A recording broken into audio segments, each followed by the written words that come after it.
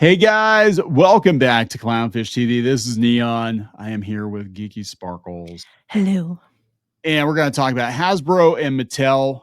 It's not swell. Things are not looking good for them. This is a follow-up to a video I did the other day where they said things were not going to go well for Hasbro and Mattel. And here we are. Their stock dropping off a cliff. To be fair, a lot of stock was dropping, but still. But Mattel and Hasbro are more open to damage from the tariff situation than is because almost all their stuff is made overseas. It's made so because of it, Hasbro apparently is delaying its decision to move its headquarters to Boston until they figure out what the hell is going on. And there was talk last year that these two toy companies might actually merge, and I wonder if this might be something that pushes them in that direction. I don't know if they can though, because they're so big. I think that would definitely hit antitrust laws. Well, they have Basic Fun out there, and they have Playmates out there, and they have. But they're nowhere near. No, it's I mean, you're talking basically be like Disney and Warner Brothers or something merging, and like it's like okay, that's like 3/4 of the entertainment industry right there. But let's talk about this before we get into it any further. Please subscribe for more pop culture news, views, and rants, guys. You'll get a woohoo if you do. Woohoo! Side note, I'm not really happy with Hasbro's current batch of Transformers, but we did go to Ollie's and we picked up some of the G1 reissues for like $10. So check your local Ollie's. I never thought I would see those there because usually it was like a bunch of crap that nobody wanted. But yeah, I got a G1 Perceptor reissue for $10. I got one of the Insecticons for $10. I was like, damn. There's a bunch of the Insecticons. Yeah, they have a ton. Well, at least ours, they had a ton of kickbacks. So there you go. And also I got some on Amazon pretty cheap. But yeah, I don't think the toy quality is going to go up anytime soon. They were making cuts last year before this. Yeah, well, that's what I was going to talk about too when it comes to the them moving, that they laid a bunch of people off last year in anticipation of this move to Boston. And now they're like, oh yeah, we're going to hold off until we see what happens with the. Oh, if I were those people, I'd be so pissed. I'd be freaking pissed too. So toy giants Mattel and Hasbro have seen their stocks battered by the trade war. The current U.S. tariff. Oh my God, it went up again. The current U.S. tariff on Chinese imports is 145%. Yeah, I think that's what it was earlier today. It was 104 yesterday. Margins for toys are typically in the high single digits, meaning there's little wiggle room for companies to absorb the cost. Yeah, and investors are looking at like, what are you going to do? So here we're like, yep, tariff. Oh, that's not good. Oh, nope, he's walking it back. Nope, you're still fucked. Yep, you guys are. Yep. that's where we're at. I want you to narrate stocks from now on. That was well, no, you can see the bump where like, okay, everything dropped off a cliff when the tariffs were instituted. Then a bunch of countries, they got a reprieve because they said they'll work it out with Trump. And then they're like, oh, but not China, huh? And that's where all your stuff comes from. Yeah, you guys are you're toast. You're toast. There's trouble in Toyland, according to CNBC. Toy giants Mattel and Hasbro have seen their stocks battered by President Trump's escalated trade war with China. On Friday, Mattel shares hit a 52-week low of $13.95 a piece, down 27% since Trump announced his far-reaching reciprocal tariff policy. Hasbro fell to a 52-week low of $49 on Wednesday, down 20%. Now, Hasbro's got a little more going for them because they license out some of their IP and they got, magic and stuff like that, but they print most of that stuff overseas anyway. Yeah, so, that's true. And some of the stuff isn't going to be tariffed as high as other things. Like books aren't as bad as other things, but yeah. Yeah, books, but board games are bad. Toys, they're not going to be good. Toys definitely are bad.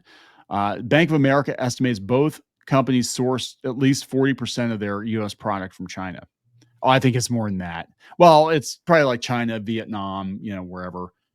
Trump last week announced steep levies on imports from dozens of countries, hitting China with one of the highest tariff rates. This time it's personal, basically. He's just getting into a pissing match.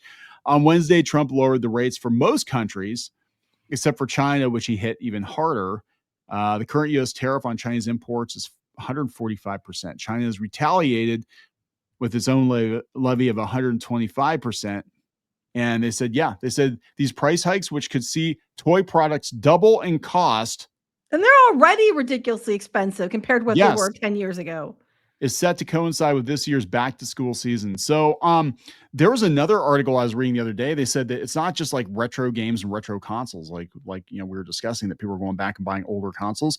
They're actually going back and buying older toys. Gen Z and Gen Alpha apparently are interested in like vintage toys, and we've seen this. We actually don't you run the prices up on the stuff I collect. I will find you.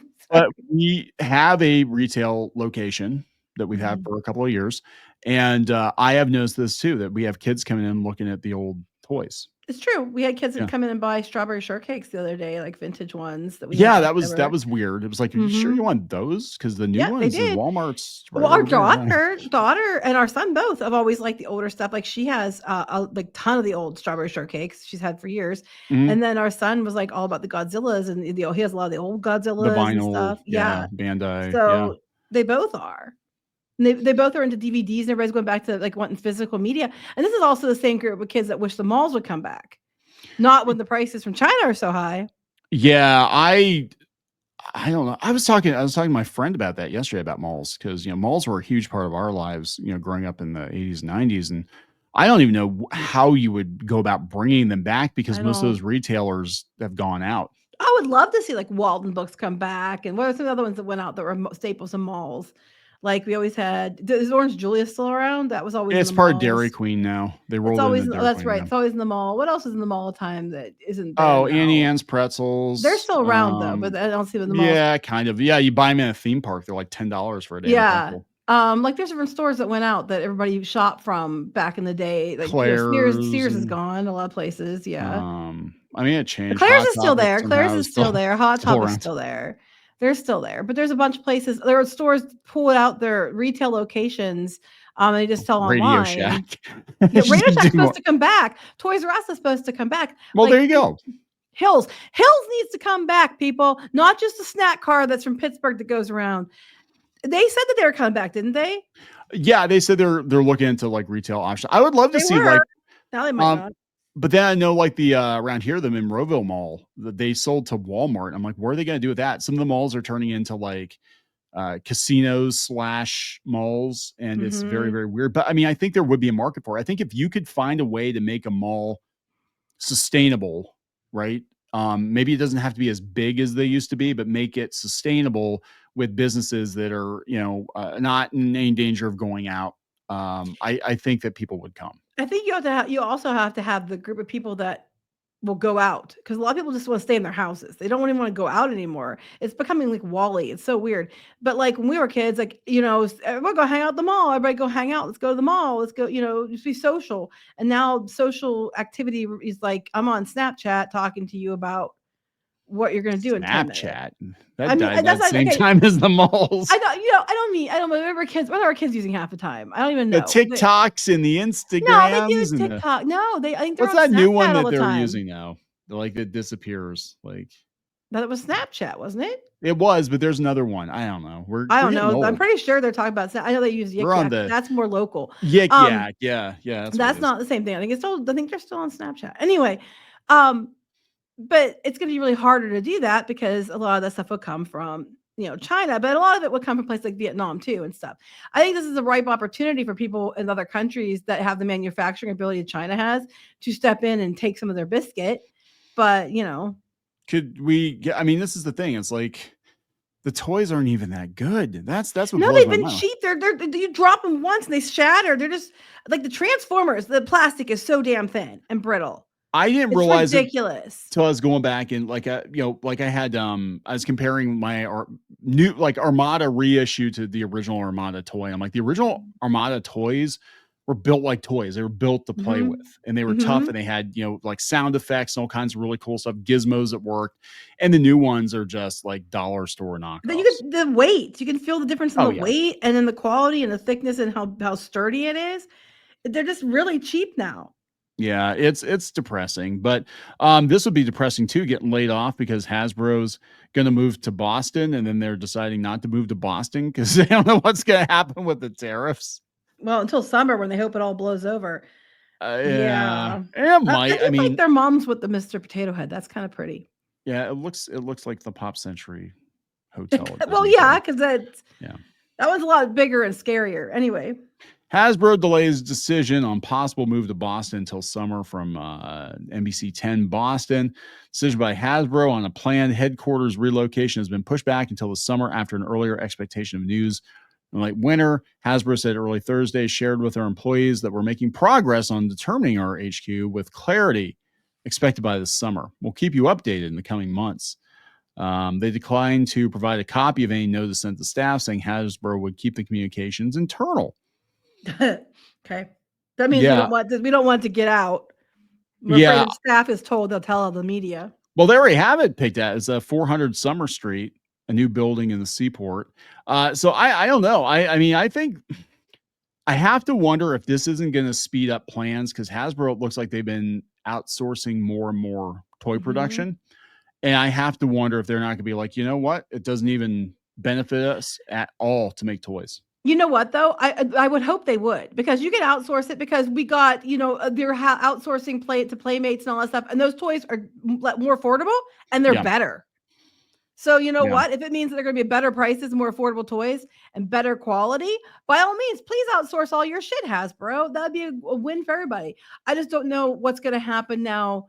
I mean, they tried this too before, like when they had the stuff coming from China because of COVID, or when they had like the strikes and stuff for the port strikes. They're like, oh no, everything's going to be like really bad by Christmas and everything else. And it could be, but I honestly don't think this is going to last too long. I think that, the chicken match is going to end eventually.